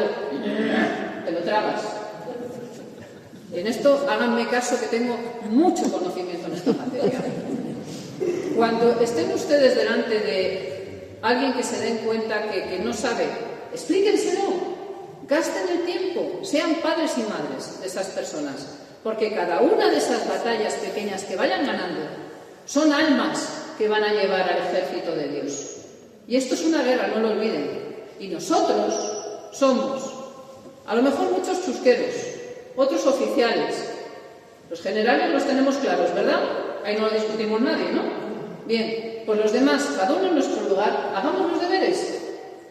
Y si no te apetece rezar el rosario, lo rezas. Y si no te apetece ir a misa porque se ha quedado bueno y me estoy viendo el partido de la cultural, te vienes. Y luego ya lo mirarás en la televisión o otro día o verás lo que hay. Pero si nosotros no somos capaces de hacer los sacrificios, ¿cómo nos atrevemos a esperar algo más? Cuando somos nosotros los que fallamos. ¿Cómo no van a venir los medios, Elsa, a machacar a la bandal? ¿Cómo no va a decir el demonio? El demonio es listísimo. El demonio tiene 200.000 escuchas. Y el demonio dice, caramba, me la han dejado votando.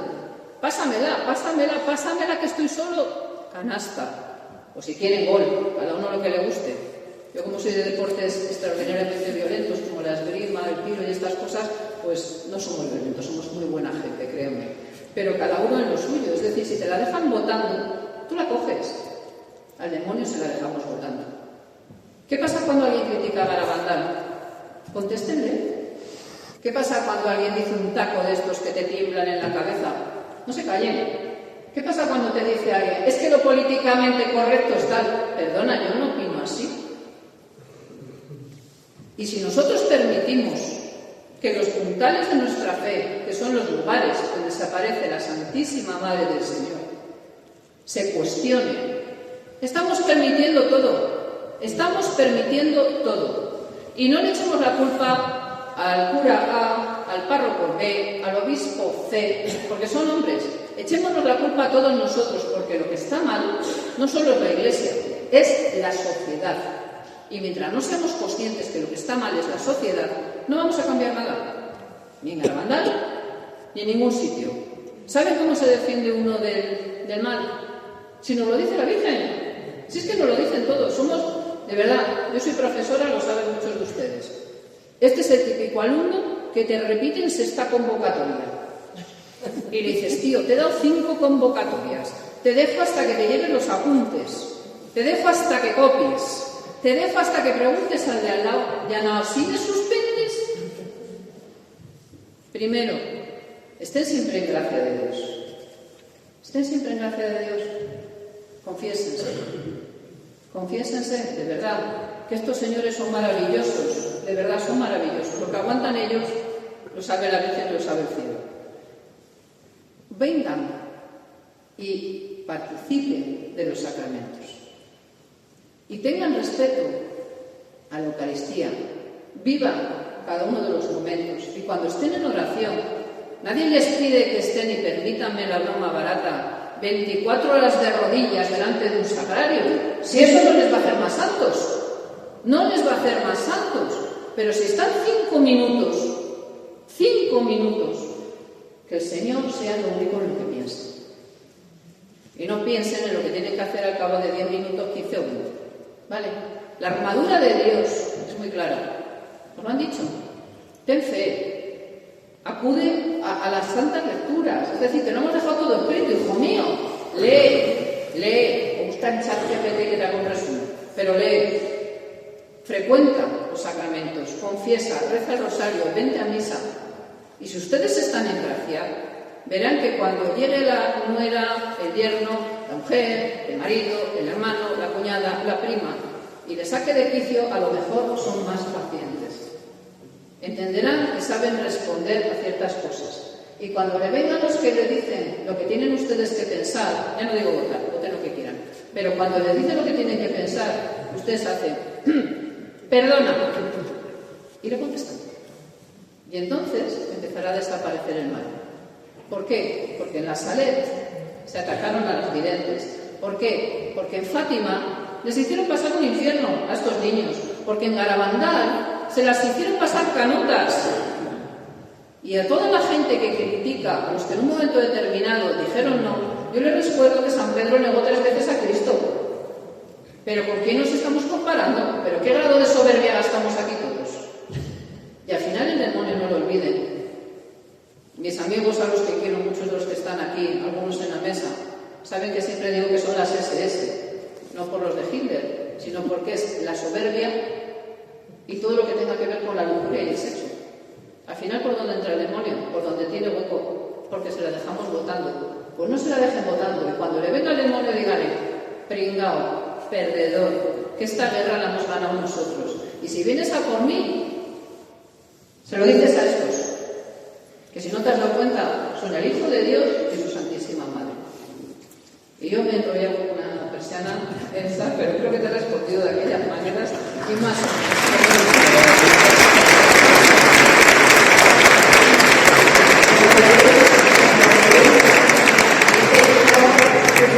De esta sesión clínica porque he venido con artillería pesada, pero he venido con artillería pesada porque León se lo merece, porque tenéis lo mejor. Entonces, por eso os damos las gracias. Muchísimas gracias, León. Estamos encantados de haber estado aquí y bueno, que vamos a volver. Por supuesto que vamos a volver, porque tenéis aquí una cosa muy importante que hay que ver muchas veces. Entonces, nada, muchísimas gracias y buenas noches.